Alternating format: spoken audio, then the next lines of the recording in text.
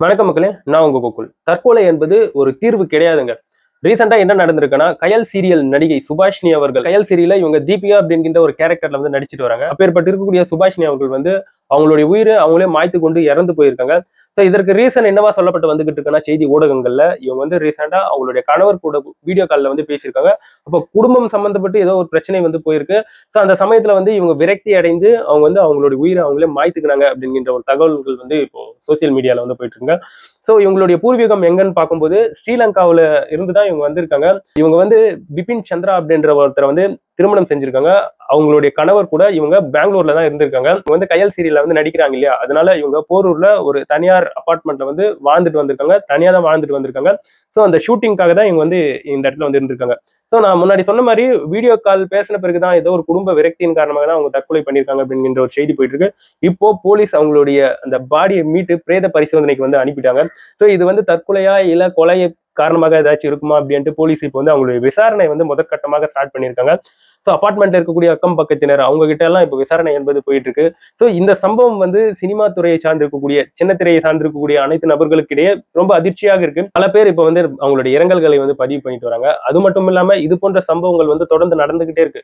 Gowri serial Nandini அப்படிங்கிற அவங்களும், அதுக்கப்புறம் சிறகடிக்க ஆசை சீரியல் இருக்கக்கூடிய ராஜேஸ்வரி அப்படிங்கிற சொல்லக்கூடிய ஸோ அந்த நடிகைகளும் ஸோ அவங்களுடைய உயிரை அவங்களே மாய்த்து கொண்டு இறந்திருக்கக்கூடிய இந்த செய்திகள் வந்து தொடர்கதையாக இருந்துகிட்டு இருக்கு அப்படின்ட்டு பல பேர் இப்போ வந்து அவங்களுடைய பதிவுகளை போட்டு கஷ்டப்பட்டுட்டு வராங்க. உண்மையாவே இதெல்லாம் கேட்கும்போது மனசுக்கு கஷ்டமா இருக்குங்க. ஏன்னா வாழக்கூடிய நபர்கள், அதாவது அவங்க வந்து சீரியல்ல நடிக்கிறாங்கன்னு சொல்லும்போது ஸோ அது வந்து அந்த அளவுக்கு போரான லைஃப் எல்லாம் கிடையாது. அது ஒரு நல்ல லைஃப் தான்.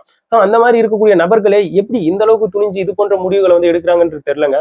ஏன்னா அவங்க வந்து ஷூட்டிங்ல நடிக்கிறாங்க, ரொம்ப பிரேவா இருப்பாங்க. அப்பேற்பட்டு இருக்கக்கூடிய நபர்களே அடுத்தவங்களுக்கு வந்து முன் உதாரணமாக இருக்கணும். ஸோ அவங்க மனசுல வந்து என்ன தோணுதுன்னு தெரியல, இந்த மாதிரியான முடிவுகளை வந்து எடுக்கிறாங்க.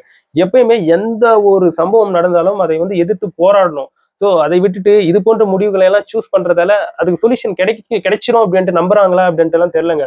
ஆனா அது வந்து ஒரு முட்டாள்தனமான ஒரு செயல். இந்த மாதிரி அவங்களுடைய உயிரை அவங்களே மாய்த்திக்கிறது ஒரு தவறான செயல். அதுல வந்து மாற்று கருத்தே கிடையாது. அதே சமயத்துல வந்து அவங்களை அந்த நபர்களை வந்து அந்த அளவுக்கு தூண்டி விடுறாங்க பாருங்க. அதாவது எதிரில் இருக்கக்கூடிய நபர் வந்து என்ன மாதிரியான ஒரு மனநிலை இருப்பாங்க, அவங்க எந்த அளவுக்கு கஷ்டப்படுவாங்க அப்படின்ட்டு ஒரு சிலர் வந்து புரிஞ்சுக்காமையே அவங்களுடைய வார்த்தைகளை வந்து உதிர்த்திடுவாங்க. ஸோ அந்த மாதிரி உதிர்த்த பிறகு அந்த எதிரில் இருக்கக்கூடிய நபர் வந்து ஏதோ ஒன்று ரியாக்ட் ஆகி ஏதோ ஒன்று பண்ணிடுறாங்கன்னு வைங்களா, அப்போ உட்காந்துட்டு அழுதோ இல்ல கதறியோ வேற என்ன பண்ணியும் பிரயோஜனம் கிடையாது. அதனால உங்களுக்கு பிடிக்கலையா அந்த நபரை விட்டு ஜஸ்ட் விலகிடலாம். இல்ல பேசாமே இருந்துடலாம். அதை விட்டுட்டு அடுத்தவங்களை வந்து மனசு கஷ்டப்படுத்துறது, அவங்கள பத்தி தப்பு தப்பா பேசுறது, ஸோ கடைசியில அவங்களுக்கு எதனா ஒண்ணு ஆச்சுன்னா அப்புறமா உட்காந்து அழுவுறது, இதெல்லாம் எதுக்குன்ட்டு நான் கேட்கிறேன். ஸோ பேசாமே இருந்துடலாமே அதுக்கு. ஸோ இந்த மாதிரி தான் பல பேருடைய வாழ்க்கை வந்து இந்த இடத்துல வந்து சீரழிஞ்சுக்கிட்டு இருக்கு. ஸோ இந்த இடத்துல வந்து நான் திருப்பியும் சொல்றேன், இந்த மனித பிறவி என்பது ரொம்ப அரிதானது. எந்த பிரச்சனை வந்தாலும் அதை எதிர்த்து போராடி தான் ஆகணும். இந்த இடத்துல வந்து போராட்டம் இல்லாத மனிதர்கள் யாருமே கிடையாது. பெருசு பெருசா சாதிச்சிருக்கக்கூடிய நபர்களை பத்தி போய் நீங்க கேள்விப்பட்டு பாருங்க, அவங்கள பத்தி படிச்சு பாருங்க. அவங்க சந்திக்காத அந்த வழிகளே இருக்காது. அந்த அளவுக்கு அவங்க வந்து பல பிரச்சனைகளை வந்து சந்திச்சிருப்பாங்க. ஸோ அதனாலதான் அவங்க அவ்வளவு உச்சத்துல இருக்காங்க. சின்ன சின்ன விஷயத்துக்கெல்லாம் கோவப்பட்டு இது போன்ற செயல்களை வந்து மேற்கொள்றது உண்மையாவே மிக தவறானதுன்றதுல வந்து மாற்று கருத்தே கிடையாது. எனவே இந்த இடத்துல வந்து சுபாஷினி அவர்களுக்கு வந்து என்னுடைய சார்பாக இரங்கல்களை வந்து பதிவு பண்ணிக்கிறேன். ஸோ மனசுக்கு கஷ்டமா தான் இருக்கு. அதாவது அடுத்த நொடி நிச்சயம் இல்லாத வாழ்க்கை. இருக்கிற இந்த லைஃப்பை வந்து ஜாலியா சிரிச்சுக்கிட்டு கடந்து போவோம். நம்மளுக்கு வந்து வெறுப்பை விதைக்கிறாங்களா, அவங்கள விட்டு ஒரு படி தள்ளி வந்து அவங்கள மறந்துட்டு நம்ம வேலையை வந்து பார்க்க ஆரம்பிப்போம். நம்மளுக்கு வந்து நல்லது நினைக்கிறாங்களா, அவங்களுக்கு நம்ம வந்து நல்லதை நினைச்சிட்டு போயிட்டே இருப்போம். அவ்வளவுதான். Just go with flow. So நம்மளுக்கு என்ன கோல்ஸ் இருக்கோ, என்ன இன்டென்ஷன்ஸ் இருக்கோ, அதை வந்து தொடர்ந்து கன்சிஸ்டண்டா பண்ணிக்கிட்டு ஜாலியா வாழ்க்கையை வந்து வாழ்ந்துட்டு போயிட்டே இருக்கணும். இந்த இடத்துல வந்து மனிதர்களுக்கு ஏற குறைவுகள் என்பது இருக்கும். இந்த ஏற்ற தாழ்வுகள் அதெல்லாம் கடந்து வந்தாதான் வாழ்க்கை வந்து சிறந்து இருக்கும். ஒரே மாதிரி போனா அது வந்து சரியா இருக்காது. ஸோ எப்பவுமே இந்த தற்கொலை என்பது ஒரு தீர்வு கிடையவே கிடையாது எதற்குமே. இது வந்து ஒரு கோடைத்தனம், ஒரு முட்டாள்தனம். ஒருத்தவங்க இறந்து போன பிறகு அந்த சம்பவத்துல ஈடுபட்டு இருக்கக்கூடிய ஒரு நபர் வந்து மனசு கஷ்டப்பட்டு 3 நாள் அழுவாங்க. ஸோ அதுக்கப்புறம் 6 நாள் ஆச்சுன்னா ஜஸ்ட் ஒரு ஞாபகத்துல சோகமா அவங்க வந்து இருப்பாங்க. அதுக்கப்புறம் என்ன ஆகும், போக போக அவங்க அந்த நபர் இறந்து போன நபரையே மறந்துடுவாங்க. ஸோ அவங்களுடைய ரொட்டீன், அவங்களுடைய நார்மல் லைஃப் ஸ்டார்ட் ஆகி அவங்க வேற யாருக்கு ஒன்றாவோ இல்ல அவங்க ஜாலியா இருந்துக்க தான் போறாங்க.